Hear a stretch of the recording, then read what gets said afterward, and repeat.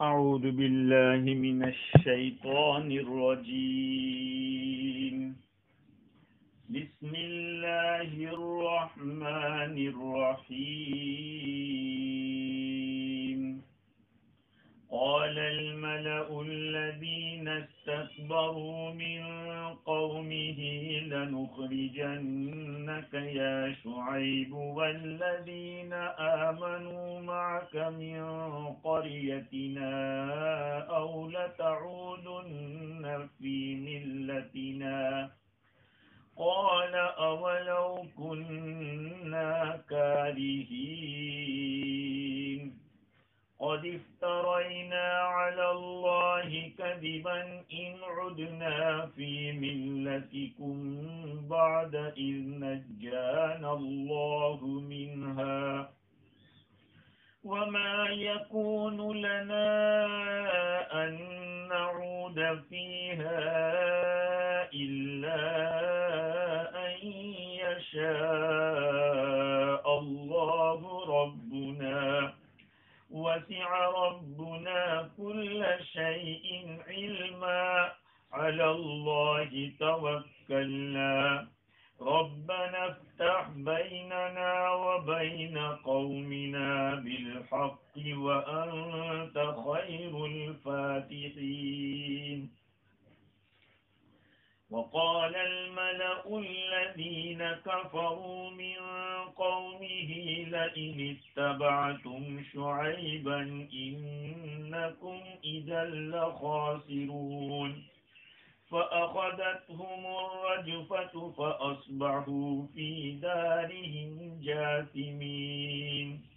الذين كذبوا شعيبا كأن لم يغنوا فيها الذين كذبوا شعيبا كانوا هم الخاسرين فتولى عنهم وقال يا قوم لقد أبلغتكم رسالات ربي ونصحت لكم فكيف آسى على قوم كافرين. صدق اللہ العظیم. معزز سامعین، بزرگوں، پیارے بھائیوں، سننے والی خواتین، مائیں اور بہنیں، سورہ اعراف کی آیت نمبر 88 سے لے کر 93 تک کی آیتیں میں نے پڑھی ہے. گفتگو ہماری یہ چل رہی تھی، شعیب علیہ السلام نے اپنی قوم کی خیر خواہی کی اور جو خلاف شرع کام تھے ان کاموں سے ان کو روکا، شریعت ان کو بتائی، لیکن ہونا تو یہ چاہیے تھا کہ وہ لوگ شعیب علیہ السلام کے مواعظ کو سن کر ان برائیوں سے باز آ جاتے اور ایمان لے آتے. لیکن جیسے کہ میں نے عرض کیا تھا کہ ان مواعظ کو سن کر، نصیحتوں کو سن کر آپ کی قوم کے متکبر لوگوں نے یہ کہا کہ شعیب، آپ کو اور آپ پر ایمان لانے والوں کو ہم اپنی بستی سے نکال لیں گے.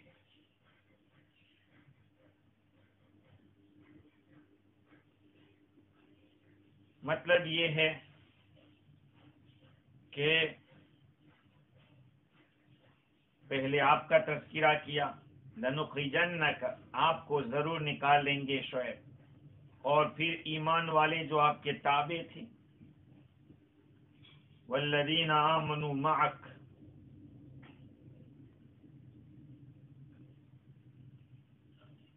اس کے اندر ان لوگوں نے چیلنج کر دیا شعیب علیہ السلام کو اور ایمان والوں کو کہ اب تو دو باتوں میں سے ایک بات ہو سکتی ہے، یا تو ہمارے مذہب کے اندر آ جاؤ یا پھر آپ کو اس بستی کو چھوڑنا پڑے گا، ہم اپنی بستی سے نکال دیں گے آپ کو. یا پھر آپ کو اپنے مذہب کی طرف ہمارے مذہب کی طرف واپس آنا پڑے گا۔ یہ متکبر لوگوں کی عادت رہی ہے، ظالموں کا شیوا رہا ہے کہ باعزت لوگوں کو نکال لیا جاتا ہے، کیونکہ نعمتوں کی وہ ناشکری کرتے ہیں، اور دنیا کی محبت ہر برائی کی جڑ ہے۔ اللہ تعالیٰ نے ایسے لوگوں کو اینڈ آف دا ڈے ذلیل کیا، اور ایسا پٹکا کہ کوئی جائے فرار نہیں ملا کہ کہاں بھاگے۔ اللہ تعالیٰ نے حضرت شعیب علیہ السلام کے جواب کو بھی بیان کیا۔ ایک جواب تو آپ نے یہ فرمایا تھا کہ وَلَوْ كُنَّا كَارِهِينَ، کہ ہم تمہارے مذہب کی طرف لوٹ آئیں جبکہ ہم ناپسند کر رہے ہیں اس مذہب کو۔ یعنی شرک ہے، اس شرک کے اندر ہم کیسے آ سکتے ہیں؟ ہم تو اس کو ناپسند کرتے ہیں۔ اور دوسرا جواب یہ دیا، قَدِ افْتَرَيْنَا عَلَى اللَّهِ كَذِبًا إِنْ عُدْنَا فِي مِلَّتِكُمْ بَعْدَ إِذْ نَجَّانَا اللَّهُ مِنْهَا، یقیناً اللہ تعالیٰ پر ایک جھوٹا بہتان لگائیں گے اگر ہم تمہارے مذہب کے اندر آ جائیں، بعد اس کے کہ اللہ تعالیٰ نے اس سے ہمیں بچا رکھا ہے۔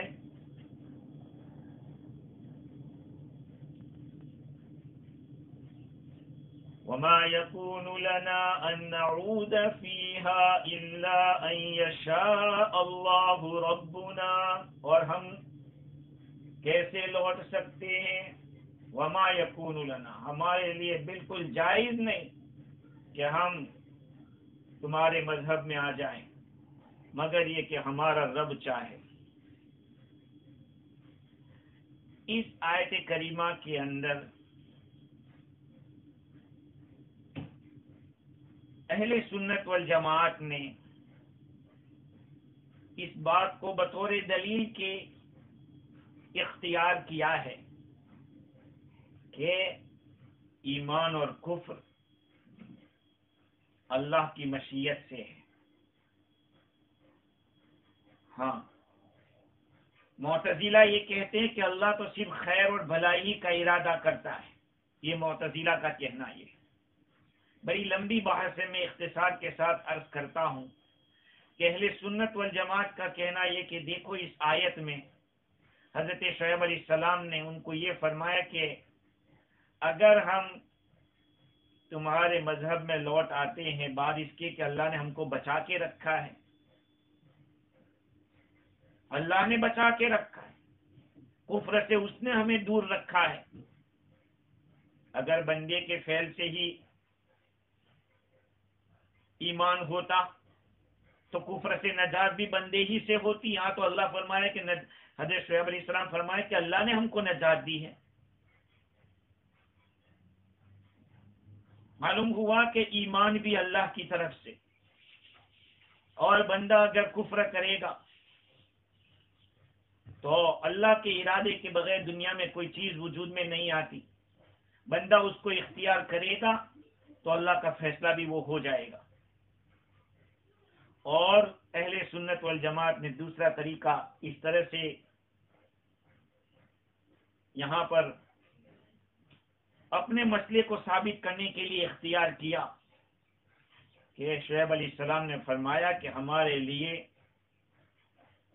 گنجائش نہیں ہے کہ ہم تمہارے مذہب کی طرف آ جائیں مگر یہ کہ اللہ اگر چاہے۔ جب ان کا مذہب تو کفر والا تھا تو گویا کہ شعیب علیہ السلام یہ فرمائے کہ اگر اللہ کفر کی طرف لے جائے تو کون پھر یہ کر سکتا ہے؟ تو راضی کا کہنا یہ ہے کہ ایمان والے کا ایمان بھی اللہ تعالی کی طرف سے ہے، اور دوسروں کا جو کفر ہے یہ بندہ اختیار کرتا ہے تو اللہ اس کا فیصلہ کر دیتا ہے۔ ایک بات یہاں پر یہ ہے کہ حضرت شعیب علیہ السلام نے یہ بات کیسے کہی کہ اگر اللہ تعالی ہم کو ادھر لے جانا چاہے، ادھر واحدی نے اس کا جواب دیا ہے کہ انبیاء کرام علیہم السلام اور اکابر اولیاء یہ اپنے انجام کے بارے میں ڈرتے رہے، معاملہ الٹا بھی ہو سکتا ہے۔ اگر آدمی اپنے ایمان کے اوپر فخر کرے اور اپنے کو مستغنی سمجھنے لگے تو پھر بلعم بن باورا اور کئیوں کے ایسے واقعات ہیں، خود عزازیل کا ہی واقعہ شیطان کا دیکھ لیجئے۔ حضرت ابراہیم علیہ السلام کیا دعا کر رہے ہیں؟ وَجْنُبْنِي وَبَنِيَّ أَن نَّعْبُدَ الْأَصْنَامَ، وَجْنُبْنِي مجھے دور رکھ، وَبَنِيَّ میری اولاد کو، أَن نَّعْبُدَ الْأَصْنَامَ بتوں کی پوجا کرنے سے دور رکھنا۔ اتنا بڑا موحد سیدنا ابراہیم علیہ السلام اللہ تعالیٰ سے مانگ رہے ہیں دعا کہ بت پرستی سے مجھے اور میری اولاد کو دور رکھنا۔ حضور اکرم صلی اللہ علیہ وسلم بار بار یہ دعا فرماتے تھے، یا مقلب القلوب والابصار ثبت قلوبنا علی دینک وطاعتک، اے دلوں کو اور نگاہوں کو الٹ پلٹ کرنے والے، ہمارے دلوں کو اپنے دین کے اوپر اور اپنی طاعت کے اوپر جما کے رکھنا۔ یہ کیا ہے؟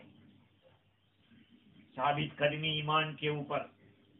حضرت یوسف علیہ السلام دعا کر رہے ہیں، توفنی مسلمہ، اے اللہ مجھے مسلمان ہونے کی حالت میں موت دینا۔ نبی ہے لیکن انجام کا اتنا فکر ہے کہ آخر میں کیا ہوتا ہے۔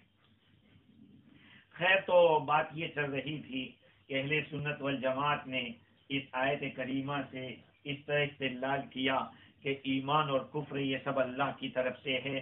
یہ نہیں ہے کہ کفر ایک بری چیز ہے تو اس کو اللہ نے کیسے پیدا کیا۔ ایک مکان کو تعمیر کرنے کے اندر جیسے کھڑکیاں لگانا کمال ہے، وہیں پر ٹوائلٹ اور باتھ روم کو بنانا یہ بھی ایک کمال ہے کہ اس کو کس جگہ پہ رکھا جائے، ایک ضرورت کی چیز ہے۔ تو یہ نہیں کہا جائے گا کہ اتنے اچھے مکان میں ٹوائلٹ کیوں بنایا۔ خیر، اللہ تعالیٰ فرماتے ہیں کہ شعیب علیہ السلام نے ان لوگوں کو فرمایا کہ وما يكون لنا ان نعود فيها الا ان يشاء الله ربنا۔ آگے کی جو بات شعیب علیہ السلام بیان فرما رہے ہیں بظاہر اس کا تعلق ماقبل سے کچھ نہیں، ایسا لگ رہا ہے۔ وسع ربنا كل شيء علما، ہمارے رب کا علم تمام چیزوں کو گھیرے ہوئے ہے۔ ہمارے پروردگار کا علم ہر چیز کو محیط ہے، اس علم سے سب مقدرات کے مسالے کو جانتے ہیں۔ اللہ تعالیٰ جانتے ہیں کس کو مالدار بنایا جائے، کس کو غریب رکھا جائے، کون ہدایت کے لائق ہے کون نہیں ہے۔ وسع ربنا کل شیء علما۔ سوال یہاں پر ہوتا ہے کہ شعیب علیہ السلام تو بات کر رہے ہیں، ان لوگوں کا جواب دے رہے ہیں، اور جواب میں ایسی بات جس کا تعلق اللہ کے علم سے، اور ایسا علم جو غیر منتہی، ختم ہونے والا نہیں، محیط، ساری چیزوں کو گھیرے ہوئے، لیے ہوئے، کوئی چیز اس کے علم سے خالی نہیں۔ تو اس جملے کو شعیب علیہ السلام نے اس مقام پر بیان کیا، اس کا ماقبل سے کنیکشن کیا ہے؟ تو ابو علی جبائی کے حوالے سے راضی نے لکھا کہ قاضی نہیں ہے، قاضی لکھتے ہیں کہ ابو علی جبائی کا کہنا یہ ہے کہ شعیب علیہ السلام نے اوپر جو کہا کہ ہمارا رب اگر چاہے تو پھر ہو سکتا ہے تمہارے مذہب کی طرف لوٹنا، مطلب یہ ہے ابو علی جبائی کا کہنے کا حاصل یہ ہے کہ اللہ تعالی نے اگر کوئی مصلحت اللہ پیدا کر دے اور پھر اللہ ہمیں کسی چیز کا حکم دے دے، وہ اس کی مصلحت پر ہے، اور مصلحت اسی کی ہوتی ہے جو علم زیادہ رکھتا ہو، مصالح کا علم رکھتا ہو۔ مصالح کا علم وہی رکھے گا جو سب چیزوں کا علم رکھتا ہو، اور اللہ تعالیٰ ہر چیز کا علم رکھتا ہے۔ بھائی مصلحت تو پہلے چیزوں کو جانا جاتا ہے، چیزوں کے فوائد کو دیکھا جاتا ہے، اس کی مصلحت کو دیکھا جاتا ہے۔ تو مصلحت تو بات کی بات ہے، مصلحت کون جانے گا؟ جس کا علم اتنا گہرا ہوگا، جو ہر چیز کی باریکی سے باریکی کو جانتا ہو۔ یہ تو کنیکشن بیان کیا ہے ابو علی جوبائی نے، لیکن راضی کا کہنا یہ ہے کہ یہ بہترین ربط ما قبل سے یہ ہے کہ حضرت شعیب علیہ السلام سے ان کی قوم نے یہ کہا تھا کہ ہم اپنی بستی سے تم کو نکال لیں گے، یا یہ کہ آپ ہمارے مذہب میں لوٹاؤ، دونوں سے ایک بات ہوگی۔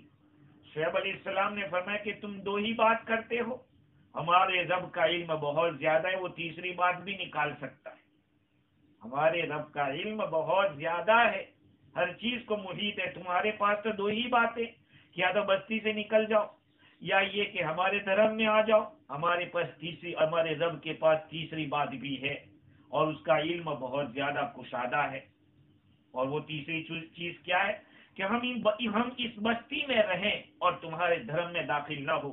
یہ تیسری صورت ہو سکتی ہے۔ وہ کیسے ہوگی؟ اللہ تمہیں مقہور کر دے، مغلوب کر دے، تمہیں ہمارے حکم کے ماتحت کر دے، تم کو ذلیل اور بالکل کمزور کر دے، ہمارے سامنے جھکا دے اللہ تعالی۔ امام راضی کا کہنا ہے کہ قاضی ابو علی جوبائی والی بات ہے، اس کے مقابلے میں یہ زیادہ مضبوط ہے، اس میں کوئی شک نہیں۔ اللہ تعالیٰ نے وہ تیسری شکل کر کے دکھائی، وسع ربنا کل شیء علما، ہمارے رب کا علم تمام چیزوں کو کشادہ ہے، تمام چیزوں کو گھیرے ہوئے ہے۔ کتنا گھیرے ہوئے؟ اللہ کا علم کتنا ہے وہ کوئی شمار میں نہیں لا سکتا۔ اب آپ سوچئے، وسیع ماضی کا صیغہ ہے، پاسٹ ٹینس ہے، یہ دلالت کر رہا ہے کہ اللہ تعالی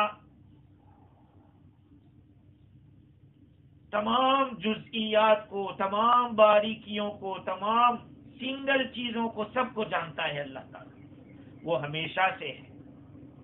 اب پاس میں جو کچھ بھی ہوا ہے، ہر چیز کا اس کے پاس علم ہے۔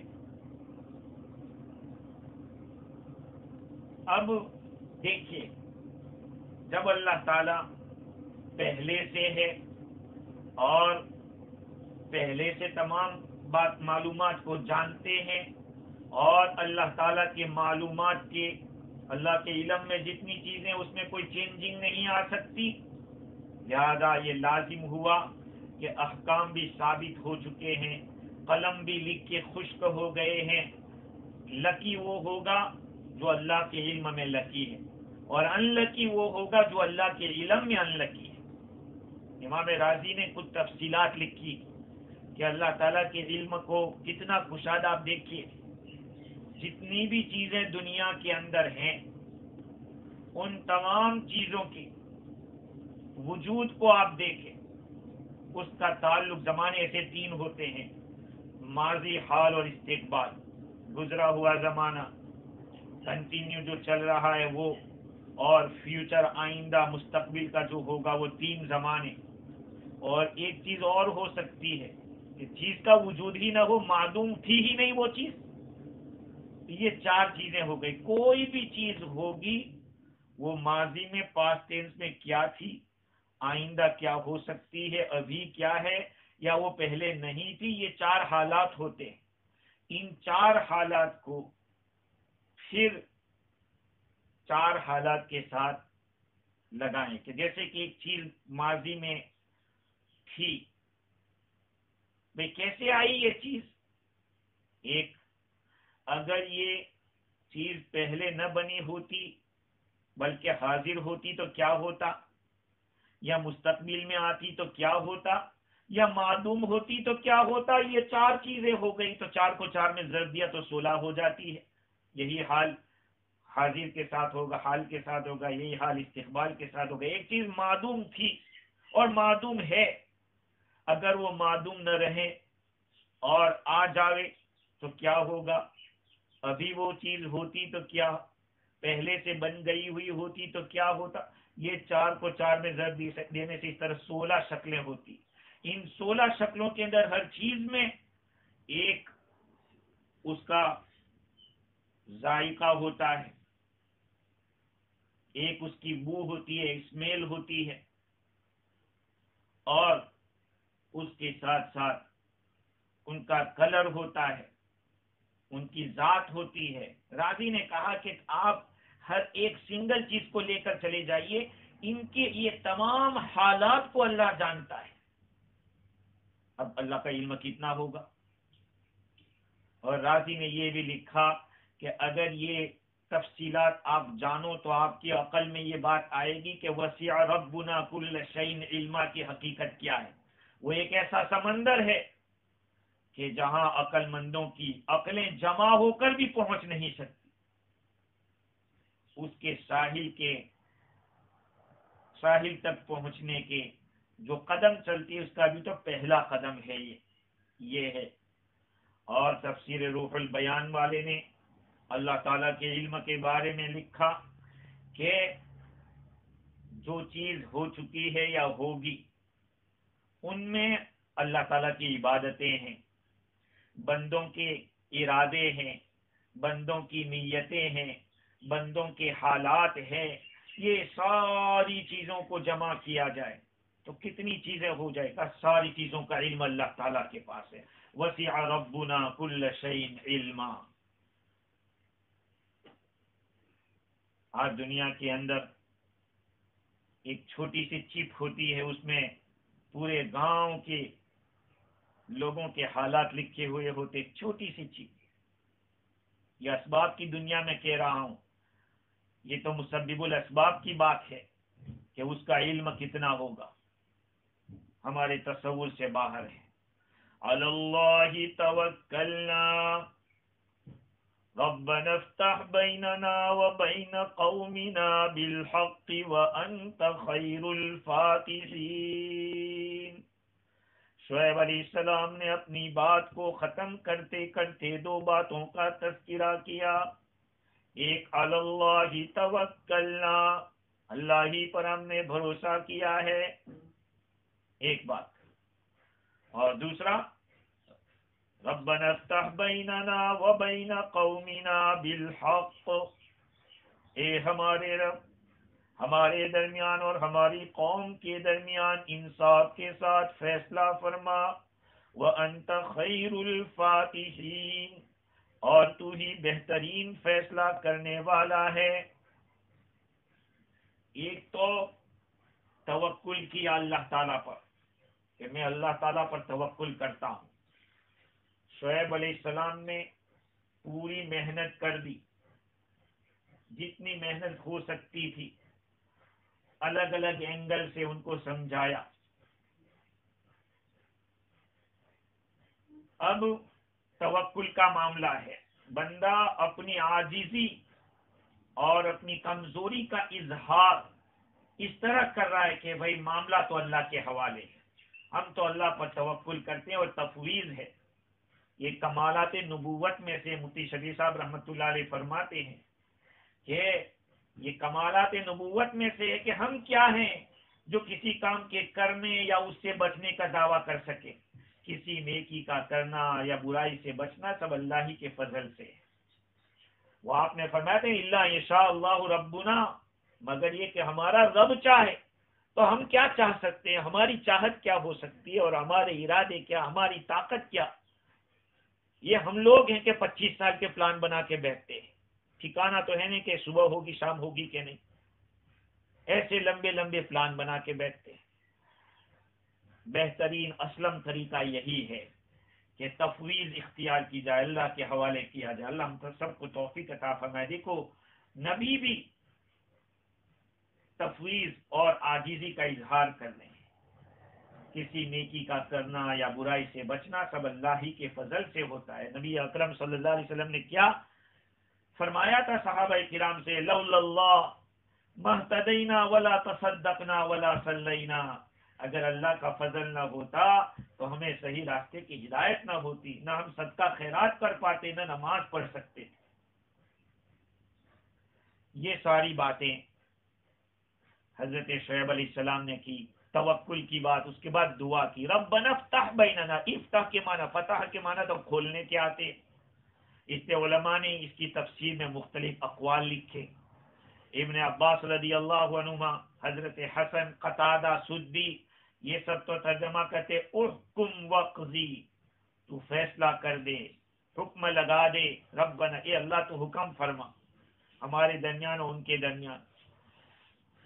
فرا کا کہنا یہ ہے کہ عمان والے فتح کا لفظ کب استعمال کرتے ہیں؟ جو قاضی ہوتا ہے اس کو فاتح اور فتاح کہتے ہیں، اس لیے کہ وہ حق کے مواضع کو کھولتا ہے، حق کو واضح کرتا ہے۔ ابن عباس رضی اللہ تعالی عنہما فرماتے ہیں کہ ربنا افتح بیننا کا جو لفظ ہے فتح کا، اس کا معنی میں نہیں سمجھا، لیکن جب بھی ازن کی بیٹی کو سنا، وہ اپنے شوہر سے کہہ رہی تھی تعال افاتحک ای احاکمک، کہ آ جاؤ میں فیصلہ کرواتی ہوں۔ افاتحک کو احاکمک کے معنی میں لیا، تب مجھے سمجھ میں آیا۔ اور زجاج کہتے ہیں کہ یہ بھی ہو سکتا ہے کہ افتح بیننا کا معنی یہ ہو کہ اللہ آپ ہمارے معاملے کو واضح کر دیجئے، تاکہ ہمارے درمیان اور ہماری قوم کے درمیان جو معاملہ ہے وہ منکشف ہو جائے، واضح ہو کر سامنے آ جائے۔ مطلب یہ ہے کہ آپ عذاب نازل کر دیجئے تاکہ پتہ چل جائے کہ باطل پرست کون ہے اور حق پرست کون ہے۔ شعیب علیہ السلام کو ماننے والوں کے حق پہ ہونے کا اور ان کی مخالفت کرنے والوں کے باطل ہونے کا ظہور ہو جائے، یہ بھی معنی ہو سکتا ہے۔ جب آدمی بھائی تالا کھول دیا تو کیا ہے اندر پتہ چل جاتا ہے، کسی چیز کو تالا لگا ہوا ہے اس کو کھولا، کھولنے سے اندر کی چیز کھل کے آ جاتی ہے، واضح ہو جاتی ہے۔ تو جب عذاب آئے گا تو اس میں بھی واضح ہو جائے گا کہ کون حق پہ تھا کون باطل پہ تھا۔ وَأَنْتَ خَيْرُ الْفَاتِحِينَ، اے اللہ تو ہی بہترین فیصلہ کرنے والا ہے۔ یہ اللہ تعالیٰ کی تعریف کی ہے، فیصلہ کرنے والا اللہ ہی ہے۔ یہاں سے بھی علماء نے یہ بات دلیل کے طور پر پکڑی اختیار کی ہے کہ بندے کے اندر ایمان کو پیدا کرنا یہ بھی اللہ کا کام ہے، اس لیے کہ خیر الفاتحین، بہترین فیصلہ کرنے والا اللہ ہے۔ تو جتنی بھی دنیا میں وجود میں آنے والی چیزیں، ان سب چیزوں میں جو اشرف چیز ہے وہ ایمان ہے۔ اور یہاں پہ فتح سے مراد کھولنا اور واضح کرنا ہے، تو یقیناً ایمان اسی طرح کی چیز ہے۔ جب یہ بات معلوم ہو گئی تو اللہ تعالیٰ کا موجد ایمان، ایمان کو پیدا کرنے والا ہونا ثابت ہو گیا۔ اگر بندے کو مانا جائے کہ وہ ایمان کو واضح کرنے والا ہے تو پھر انت خیر الفاتحین کا معنی کیا ہوگا؟ اس لیے بہترین فیصلہ کرنے والا وہ اللہ ہی ہے، ایمان دینے والا بھی وہی ہے، اور کفر سے بچانے والا بھی وہی۔ بندہ اگر کفر کو اختیار کرے گا یا ادھر کے مائل ہوگا تو اس کا فیصلہ بھی اللہ کر دے گا، اللہ ارادہ کرے گا۔ آگے یہاں تک تو بات حضرت شعیب علیہ السلام کی تھی، دعا بھی ہو گئی۔ اب آگے اللہ تعالیٰ نے ان لوگوں کا جواب بتلایا ہے۔ قال الملأ الذين استكبروا من قومه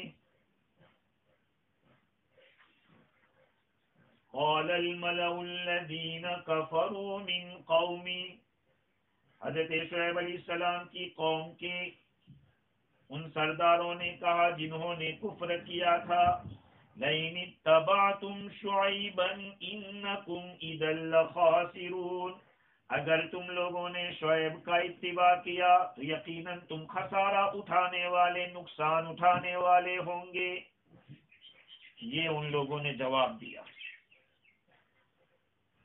پہلے تو خود رکے ہوئے تھے اور جواب دے رہے تھے کہ ہم نہیں آئیں گے، تم ہمارے مذہب میں آ جاؤ نا، ہم تمہیں نکال دیں گے، یہ سب باتیں کر رہے تھے۔ اب ان کی بات ضلال سے نکل کر اضلال تک ہوئی۔ آدمی جب گمراہ ہوتا ہے، اندر خراب ہوتا ہے، تو پھر دوسروں کو بھی خراب کرنے کی فکر کرتا ہے، کوشش کرتا ہے۔ تو مطلب یہ کہ دلالت اور پکی ہو جاتی ہے. آدمی خود گمراہ ہوتا ہے، گمراہ کے بعد جب اس کی گمراہی مضبوط ہو جاتی ہے تو پھر دوسروں کو گمراہ کرنے کی فکر لگتی ہے. یہاں پر بھی ان کا یہی حال ہوا. شعیب علیہ السلام کو جھٹلا کر ان لوگوں کی گمراہی واضح ہو گئی. پھر یہ اتنی بڑھی وہاں پہ انہوں نے اکتفا نہیں کیا بلکہ دوسروں کو گمراہ کرنے کی فکر کی، اور جو اطاعت کر رہے تھے ان کو ملامت کرنے لگے. اور کیا کہا؟ لَئِنِ اتَّبَعْتُمْ شُعَيْبًا إِنَّكُمْ إِذًا لَخَاسِرُونَ، اگر تم نے شعیب کا اتباع کیا تو تم نقصان اٹھانے والوں میں سے ہو. کون سا نقصان ہو جائے گا؟ بعض علماء فرماتے کہ دین کا نقصان ہوگا، اور دوسرے علماء فرماتے کہ دنیا کا نقصان ہوگا. دین اور دنیا کا نقصان کیا ہو سکتا ہے؟ مال نہیں ملے گا زیادہ، مطلب یہ ہے کہ تم سے لین دین نہیں رکھیں گے. یہی تو ہوگا، اور کیا ہو سکتا ہے؟ جب ان لوگوں کی طرف سے گمراہی پکی ہو گئی، خود بھی گمراہ ہوئے، دوسروں کو بھی گمراہ کرنے لگے، تو اب اللہ تعالیٰ کا عذاب آیا. اللہ تعالیٰ نے اسی کو بیان کیا، فَأَخَذَتْهُمُ الرَّجْفَةُ فَأَصْبَحُوا فِي دَارِهِمْ جَاثِمِينَ. ان لوگوں کو زلزلے نے پکڑ لیا تو وہ اپنے گھر میں اوندے کے اوندے پڑے رہ گئے. ان لوگوں کو پکڑ لیا. فَأَصْبَحُوا فِي دَارِهِمْ جَاثِمِينَ، اپنے گھروں میں اوندے کے اوندے پڑے رہ گئے. یہ عذاب انہی لوگوں کے ساتھ خاص تھا جنہوں نے جھٹلایا تھا. آگے چل کے بات آ رہی ہے.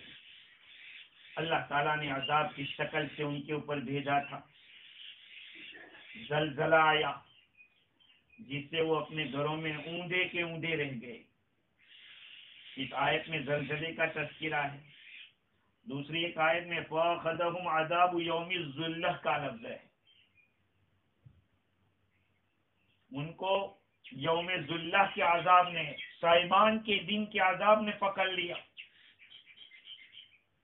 میں نے پہلے بھی عرض کیا تھا، شعیب علیہ السلام کا جب تذکرہ ہوا ان کے حالات بیان کیے تھے کہ ان پر، اس قوم کے اوپر پہلے تو گہرے بادل کا سایہ ہوا. جب سب اس کے نیچے جمع ہو گئے تو اسی بادل سے ان پر پتھر یا آگ برسائی گئی. عبداللہ ابن عباس رضی اللہ تعالیٰ عنہما نے آیتوں میں اس طرح سے موافقت کی ہے. ایک طرف تو زلزلہ ہے اور ایک طرف تو صائبان کا عذاب ہے، تو کیا دونوں میں تطبیق ہوگی؟ فرمایا کہ شعیب علیہ السلام کی قوم پر اول تو اتنی سخت گرمی مسلط کر دی گئی جیسے جہنم کا دروازہ ان پر کھول دیا گیا، جس سے ان کے دم گھٹنے لگے. نہ کسی سائے میں چین آتا تھا نہ پانی میں. یہ لوگ گرمی سے گھبرا کر تہ خانے میں گھس گئے. وہاں اوپر سے بھی زیادہ سخت گرمی پائی. پریشان ہو کر شہر سے جنگل کی طرف بھاگے. وہاں اللہ تعالیٰ نے گہرا بادل بھیج دیا جس کے نیچے ٹھنڈی ہوا تھی. یہ سب لوگ گرمی سے بدحواس تھے، دور دور کر اس بادل کے نیچے جمع ہو گئے. اس وقت یہ سارا بادل آگ ہو کر ان پر برسا اور زلزلہ بھی آیا جس سے یہ سب لوگ رات کا ڈھیر بن کر رہ گئے. اس طرح سے یہ دونوں عذاب ان پر آئے. اور بعض مفسرین کا کہنا یہ بھی ہے کہ ممکن ہے کہ اللہ شعیب علیہ السلام کی قوم کے مختلف حصے ہو، بعضوں پر زلزلہ آیا ہو اور بعضوں پر اس طرح کے صاحبان کا عذاب آیا ہو. دونوں چیزیں ہو سکتی ہیں. فَأَخَذَتْهُمُ الرَّجْفَةُ فَأَصْبَحُوا فِي دَارِهِمْ جَاثِمِينَ. جاسمین کا لفظ پہلے بھی گزر چکا ہے. وہ مر گئے، بالکل کوئی حرکت نہیں تھی، ٹھنڈے پڑ گئے. الَّذِينَ كَذَّبُوا شُعَيْبًا كَأَن لَّمْ يَغْنَوْا فِيهَا الَّذِينَ كَذَّبُوا شُعَيْبًا كَانُوا هُمُ الْخَاسِرِينَ. وہ لوگ جنہوں نے شعیب علیہ السلام کو جھٹلایا، الذین کذبوا شعیبا کأن لم یغنوا فیہا، جنہوں نے شعیب علیہ السلام کی تکذیب کی تھی مسلمانوں کو نکالنے پر آمادہ تھے، ان کی حالت ایسی ہو گئی کہ گویا کے گھروں میں کبھی بسے ہی نہیں تھے، کالم یغنوا فیہا، گویا کہ اس گھر میں وہ رہے ہی نہیں تھے۔ یہ کالم یغنوا فیہا کا ایک ترجمہ تو علماء نے یہ لکھا ہے کہ ان گھروں میں لمبا زمانہ تک وہ نہیں رہے۔ جب آدمی کسی گھر میں لمبے زمانے تک رہتا ہے تو کہتے ہیں کہ غنی القوم فی دارہ، وہ بہت لمبے زمانے تک اس گھر کے اندر رہے، لیکن یہ قرآن کہہ رہا ہے کہ وہ ایسے ہو گئے کہ گویا کہ اس گھر میں وہ لمبے زمانے سے رہے ہی نہیں تھے۔ اور ایک ترجمہ یہ بھی، ایک تفسیر علماء نے یہ بھی بتلائی ہے کہ گویا کہ ان گھروں میں پہلے وہ چین سے رہتے ہی نہیں تھے، زندگی ان کی عیش کے ساتھ گزری ہی نہیں تھی، وہ مستغنی ہو کر یہاں جیتے ہی نہیں تھے، ان کا یہ حال ہو گیا۔ اس آیت کریمہ سے ایک بات معلوم ہوتی ہے کہ یہ عذاب ان جھٹلانے والوں کے ساتھ خاص تھا۔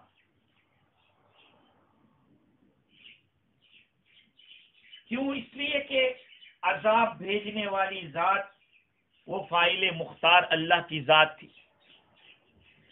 اس اللہ کی ذات نے ہی عذاب بھیجا تھا۔ یہ کہ ستارے کے اثر سے یا کوئی نیچر کے طریقے سے کچھ ہوا ہو، ایسا نہیں تھا، یہ فاعل مختار کی طرف سے تھا، اس لیے جھٹلانے والوں کو عذاب ملا، جو جھٹلانے والے نہیں تھے، ماننے والے تھے، ان کو عذاب نہیں ملا۔ اور دوسری بات یہ بھی معلوم ہو رہی ہے کہ وہ ذات جانتی ہے کہ ماننے والا کون ہے، نہ ماننے والا کون ہے، اسی لیے تو خاص طور پر جھٹلانے والوں کو وہ عذاب ملا۔ جب جانتا ہوگا کہ فرما بردار کون ہے، نافرمان کون ہے، تبھی تو دونوں میں جدائی ہوگی۔ اللہ تعالیٰ نے فرمایا کہ جھٹلانے والوں کو عذاب ملا تھا، وہ تو گویا ایسے تھے کہ ان گھروں میں پہلے رہے ہی نہیں تھے۔ یہیں پر حضرت شعیب علیہ السلام کا ایک بہت بڑا معجزہ بھی ظاہر ہوتا ہے، اس لیے کہ عذاب آسمان سے اترا تھا، اور کیسا اترا؟ کچھ لوگوں پر اترا، کچھ پر نہیں اترا، جو ماننے والے تھے ان پر نہیں اترا، نہیں نہ ماننے والے تھے ان کے اوپر اترا، حالانکہ ایک ہی شہر میں رہ رہے تھے، سب ساتھ میں تھے۔ یہ بہت بڑا معجزہ ہے حضرت شعیب علیہ السلام کا۔ الذین کذبوا شعیبا کانوا هم الخاسرین، جنہوں نے شعیب علیہ السلام کو جھٹلایا وہی نقصان اٹھانے والے تھے۔ دوبارہ الذین کذبوا شعیبا پہلے آ گیا، پھر بھی اس کا تکرار کیا، ریپیٹ کیا اس کو، کیونکہ معاملہ بہت بڑا تھا اور ان لوگوں کی رسوائی اور ذلت کو واضح کرنا تھا۔ تم کیا نکالنے والے تھے؟ خدا تعالیٰ تم کو صفحہ ہستی سے نکال دے گا۔ ہاں یاد رکھو، دنیا میں ایسا ہی ہوتا ہے، نبی کے ماننے والے یا نبی کے اتباع کرنے والے یا نبی کے پیغام کو پہنچانے والے جب حق بات بولتے ہیں تو کہتے ہیں روانہ کر دیں گے، ایسی بات کرتے ہیں، روانہ کر دیں گے۔ یاد رکھو، خدا کی قسم، اللہ کی بارگاہ میں حاضر تو ہونا ہے، جواب دینا پڑے گا۔ اللہ تعالیٰ کے سامنے حاضری ہوگی اور وہاں پہ حق اور باطل سب کھل کے آ جائے گا۔ آج ہم لوگ یہ سمجھ کر کہ یہ علماء صحیح بات ہمیں کیوں بتا رہے ہیں، ہم جس طرح سے وہ ایسے رہنے دو، ہماری چلتی نہیں تم لوگوں کی وجہ سے، لہذا تم ہمارے تابع رہ کر کہو جو کچھ کہنا ہو، ہم جیسا بولے ویسا بولو۔ یاد رکھو میرے عزیزو، یہ دنیا فنا ہونے والی ہے، دنیا کی بادشاہتیں بھی فنا ہو جائے گی۔ آج ہم اپنی پولیٹکس کے خاطر اور اپنے مقاصد کے خاطر علماء کی زبانیں بند کرتے ہیں اور حق بات کو دبانے کی فکر کرتے ہیں۔ نبیوں کی بھی باتوں کو اسی طرح سے دبانے کی فکر کی گئی، اور جنہوں نے کیا ان کا حال کیا ہوا، ایمان والوں کو سمجھنا چاہیے۔ ہاں اللہ تعالی ہماری حفاظت کرے۔ وہ ایک صاحب کہہ رہے تھے اور ان کی بات کچھ معقول تھی، بڑی معقول بات تھی، کہ کسی جانور کے اوپر اللہ لکھا ہوا ہو یا لا الہ الا اللہ لکھا ہوا ہو یا محمد صلی اللہ علیہ وسلم کا لفظ لکھا ہوا ہو، اس کو لاکھوں میں خریدتے ہیں لوگ، لاکھوں میں خریدتے ہیں، اس کی قیمت بڑھ جاتی ہے۔ لیکن جس حافظ قرآن کے سینے میں پورا قرآن ہے، جس عالم کے سینے میں قرآن ہے اور وہ دین کا علم رکھتا ہے، وہ اس کی کوئی قیمت نہیں، کوئی قیمت نہیں اس کی۔ اور اس کو دبانے کی فکر، اس کو دھمکی دی جائے کہ روانہ کر دیں گے، نکال دیں گے۔ اللہ تعالیٰ کی زمین بہت کشادہ ہے، اللہ تعالیٰ پوری زمین اسی کی ہے، ان الارض للہ، ساری زمین اللہ کی ہے، یورثھا من یشاء من عبادہ، اللہ اپنے بندوں میں سے جس کو چاہے گا اس کا مالک بنائے گا۔ اس لیے حضرت شعیب علیہ السلام کے قصے سے سبق ملتا ہے کہ جو چیلنج پھینکتے تھے کہ تم بستی سے نکال لیے جاؤ گے، اللہ تعالیٰ نے ان لوگوں کو صفحہ ہستی سے مٹا دیا، ختم کر دیا۔ الذین کذبوا شعیبا کانوا هم الخاسرین فتولى عنهم وقال يا قوم لقد أبلغتكم رسالات ربي ونصحت لكم فكيف آسى على قوم كافرين۔ حضرت شعیب علیہ السلام نے منہ موڑا، ان لوگوں سے، اپنی قوم سے منہ موڑا اور فرمایا اے میری قوم، میں نے تمہارے پاس اپنے رب کے پیغامات پہنچا دیے، میں نے تم کو اپنے رب کے پیغامات پہنچائے، میں نے تمہاری خیر خواہی کی، فَكَيْفَ آسَى عَلَى قَوْمٍ كَافِرِينَ، پھر میں کیوں غم کروں ان کافر لوگوں پر، ہاں پھر میں کیوں غم کروں۔ بعض علماء فرماتے ہیں کہ عذاب ان لوگوں پر جب آ گیا، ان کی قوم پر، اس کے بعد شعیب علیہ السلام نکلے۔ بعضوں نے کہا ہے کہ عذاب آتا ہوا دیکھ کر شعیب علیہ السلام اور ان کے ساتھی وہاں سے چل دیے۔ کہاں چل دیے؟ جمہور مفسرین فرماتے ہیں کہ یہ حضرات وہاں سے مکہ معظمہ آ گئے اور پھر آخر تک یہیں پر قیام فرمایا۔ اپنی قوم کی انتہائی سرکشی اور نافرمانی سے مایوس ہو کر شعیب علیہ السلام نے بد دعا تو کر دی کہ اللہ فیصلہ کر دے، جب اس کے مگر نبی کا دل تو رحمت سے بھرا ہوا ہوتا ہے، رحم دل، جب ان کے اس دعا کے نتیجے میں قوم پر عذاب آیا تو پھر پیغمبرانہ شفقت اور رحمت کے سبب دل میں رنج ہوا۔ اپنے دل کو تسلی دینے کے لیے فرمایا کہ دل تو سمجھ دے، اپنی قوم کو خطاب کر کے اپنے دل کو سمجھایا، میں نے تو بہت سارا ان کو سمجھایا، بڑی خیر خواہی کی، لیکن وہی ماننے کے لیے تیار نہیں تھے، اب میں کیوں ان کے اوپر افسوس کروں، غم کروں۔ مفسر قلبی کا کہنا یہ ہے کہ حضرت شعیب علیہ السلام ان کے سامنے سے نکل گئے تھے، اور ہر نبی، جس نبی کی قوم پر عذاب آیا، اللہ تعالیٰ نے اس نبی کو وہاں سے نکال لیا۔ پھر عذاب آیا، جب حضرت شعیب علیہ السلام نے بعد میں یہ بات کہی کہ یا قومی، اے میری قوم، اپنی قوم کی ایک چاہے کیسی بھی قوم تھی لیکن قوم تو تھی آپ کی، آپ اسی خاندان سے تھے، یا قومی، اے میری قوم، لقد ابلغتکم رسالات ربی، میں نے تم کو پہنچا دیے اپنے رب کے پیغامات، ونصحت لکم، اور میں نے تمہاری خیر خواہی کی، فکیف آسى علی قوم کافرین، پھر میں کیوں افسوس کروں۔ حضرت شعیب علیہ السلام کا غم بہت زیادہ ہو گیا تھا، اس لیے کہ شعیب، یہ غم اس لیے تھا کہ آپ کو امید تھی کہ یہ لوگ ایمان لے آئیں گے، لیکن وہ مانے نہیں، اور جب اللہ تعالیٰ کی طرف سے اتنا بڑا عذاب آیا تو ایک رشتہ داری، تعلق، ساتھ میں رہتے تھے، لمبے زمانے کی ایک الفت تھی، اس لیے دل میں کچھ رنج ہوا تو اپنے آپ کو تسلی دی اور کہا کہ جب انہوں نے ہی میری بات نہیں مانی، اپنے آپ کو خود ہی ہلاک کیا ہے، تو اب ان کے کفر پر اصرار کی وجہ سے وہ ہلاک کیے گئے، تو اب میں کیوں افسوس کروں۔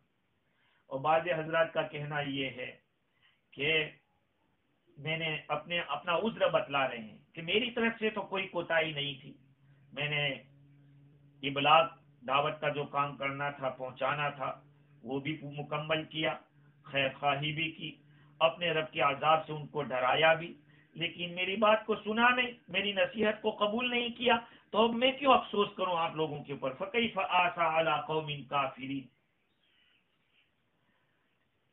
آپ سوچئے کہ اس وقت کا حال کیا ہوگا، ابھی کورونا کی وجہ سے جو حالات ہوئے، اور لوگوں کی پریشانیاں ہوئی. ابن عباس رضی اللہ تعالیٰ عنہ تو فرماتے ہیں کہ زمین میں جب بھونچال آیا اور ان کو ایسی سخت گرمی لگی اور بادل ان کے اوپر آ گئے. اب یہ راحت ڈھونڈ رہے ہیں کہ کہیں ہوا مل جائے، ہوا مل جائے. ہوا ان کو بادل کے نیچے ہی لگی تھی تو پھر خود ہی وہاں پہنچ گئے. یہ اللہ کا نظام ہے. اللہ کا جب فیصلہ آتا ہے تو جہاں تباہی ہو وہاں پر اس کی ضرورت پیدا کر دیتے ہیں، اس کو وہاں جانا پڑتا ہے. وہ لوگ وہاں پر گئے یہ سوچ کر کہ راحت ملے گی، لیکن کیا ہوا، ان کو وہیں پہ ان کی وہاں پہ ہلاکت ہو گئی. اس میں اشارہ ہے کہ جھٹلانے والے اور تکبر کرنے والے اپنے زمانے میں کتنے ہی زیادہ کیوں نہ ہو، لیکن ان کا وقت ختم ہوگا اور بہت تیزی سے ختم ہوگا. ان کی آواز بند ہو جائے گی، ان کے آثار مزمحل ہو جائیں گے اور اہل حق غالب رہیں گے. باطل ہمیشہ ختم ہوگا. اس لیے میرے عزیزوں یاد رکھو، ہمیشہ حق کے ساتھ قائم رہو. چاہے حق کے اوپر کم لوگ ہو لیکن حق کی آواز کو بلند ہونے دو. آج بہت ساری سنتیں، بہت سارے احکام اپنے نفس کے خلاف لگتے ہیں تو ہم عالموں کو گالی دیتے ہیں کہ علماء کو دیکھتے نہیں. کیا دیکھیں گے؟ آپ لوگوں کو راضی کرنا ہے یا اللہ کو راضی کرنا ہے؟ اس لیے تھوڑا اپنے آپ پر رحم کھائیں اور جہاں حق کی بات ہوتی ہو اس کی مدد کریں اور اس کے ساتھ رہیں. جہاں باطل ہے وہ تو ایک دن ختم ہونے والا ہے. اس لیے دین کے معاملے میں میرے بھائیوں حق کے ساتھ ہی رہو. اللہ تعالیٰ مجھے بھی اور آپ کو بھی حق کے ساتھ وابستہ رکھے ہمیشہ. وآخر دعوانا الحمدللہ رب العالمین.